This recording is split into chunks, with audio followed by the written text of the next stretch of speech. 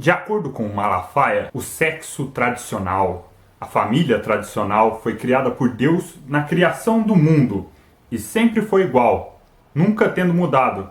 Só agora que uns tais gaysistas e comunistas estão tentando mudar isso, mas será que essa merda é verdade? Eu sou o Johnny e vai começar o Descrenteando.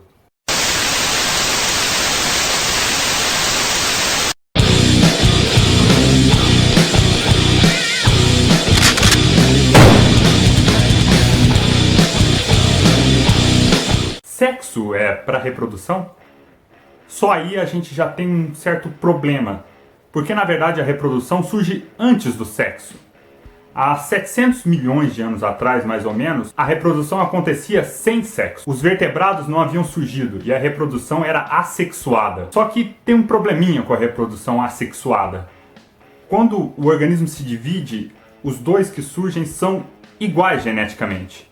Isso, da pouca variabilidade genética, apresenta um problema. Imaginemos que uma epidemia atinge esse grupo de animais. Todos os animais seriam destruídos, porque eles são exatamente todos iguais. Mas na reprodução sexuada, aumentam as chances de sobreviver, pelo menos alguns indivíduos da espécie. E provavelmente por isso ela foi inventada. Há cerca de 600 milhões de anos surge a reprodução sexuada. Mas ela ainda não é como os crentes acham que ela era. Bom, na verdade, os primeiros organismos que começaram com a reprodução sexuada ficavam presos ao solo. Eles eram muito parecidos com os corais modernos. Então, como criaturas que estavam presas ao solo faziam para se reproduzir? Bem, eles soltavam esperma e óvulos na água e deixavam ir pela corrente. E, pela sorte, algum ia se encontrar e ia ser fertilizado. Muito parecido com o que os corais modernos já fazem. Só que aí vem o detalhe que o Malafaia e os crentes não vão gostar. Qualquer indivíduo dessa população emitia na água tanto esperma quanto óvulos. Ainda não existia esse negócio de macho e fêmea instituído por Deus desde o começo do mundo e que não pode ser mudado. Há cerca de 570 milhões de anos surgem as primeiras formas de vida invertebradas e surgem também os peixes. Aí começa a diferenciação de sexo. Esses peixes agora eram capazes de se mover, mas ainda não existia o pênis. O pênis surge bem mais tarde com os tubarões. O que os peixes fazem? Eles lançam na corrente, como os corais, mas agora eles podem pelo menos direcionar para onde vai o óvulo e para onde vai o esperma. Saca esse negócio de que Deus criou Adão e Eva, macho e fêmea, pênis, vagina? Não, cara.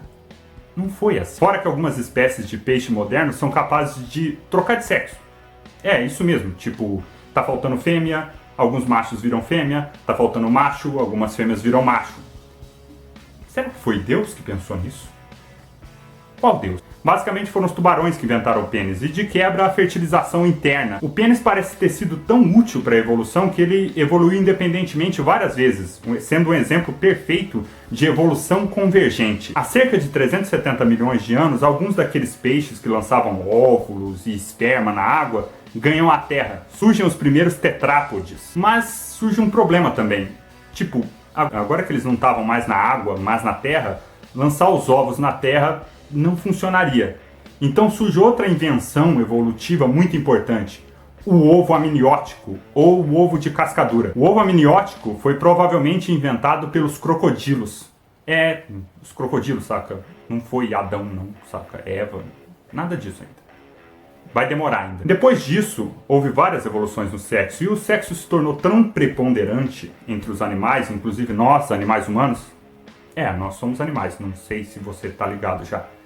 Que ele deixou há muito tempo de ter função meramente reprodutiva. Em vários animais sociais, como em primatas superiores, eles têm funções recreativas e sociais também. O sexo estabelece vínculos de grupo, estabelece hierarquias, é usado como moeda de troca, é usado para apaziguar conflitos, é usado para manter coesão social, relação entre grupo.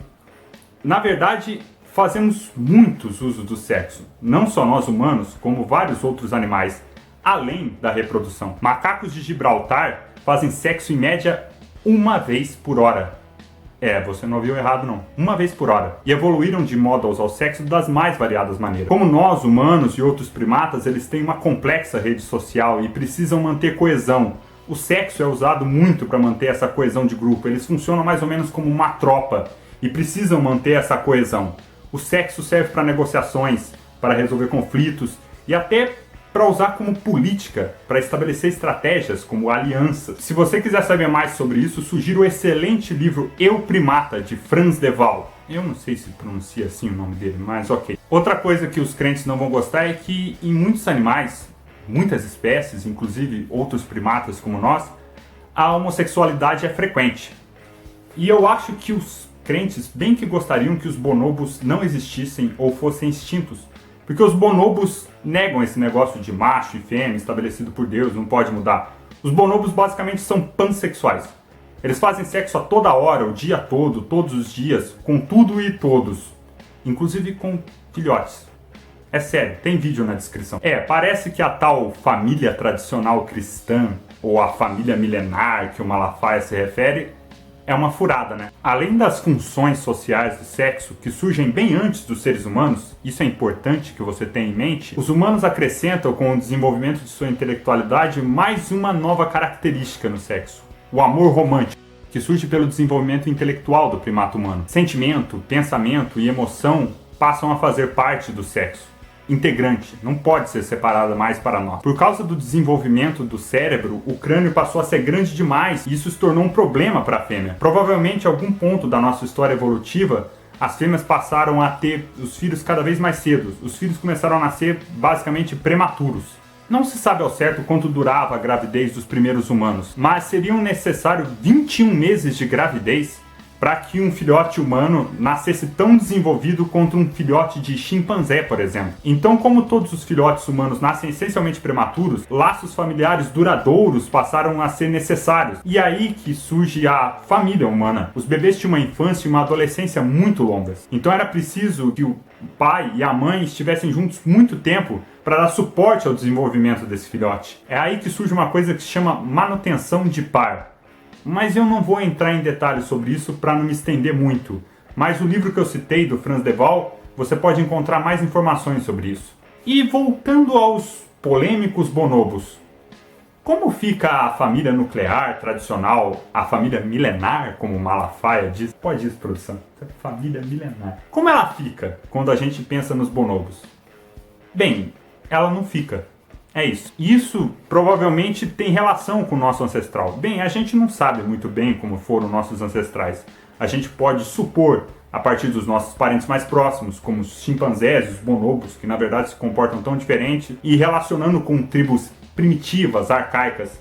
Em muitas tribos primitivas acontece exatamente como acontece entre os bonobos.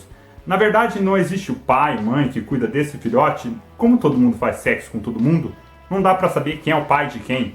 Então todo mundo no grupo cuida de todo mundo. Parece que essa tal família tradicional nem sempre esteve por aqui, não é mesmo? Além do sexo entre nós já não estar há muito tempo evolutivamente ligado apenas à reprodução, depois da revolução sexual dos anos 60, com o advento dos contraceptivos como a pílula e mais tarde a camisinha, a reprodução, fazer bebês, deixou de ser uma consequência mais ou menos necessária de fazer sexo.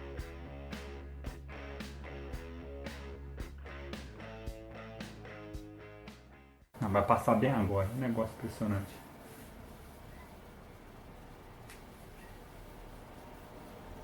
Puta que o pariu, velho.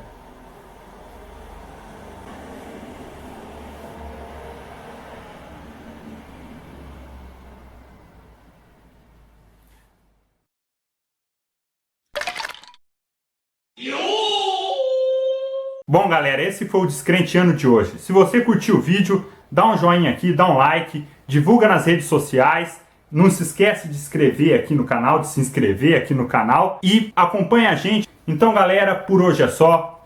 Tamo junto!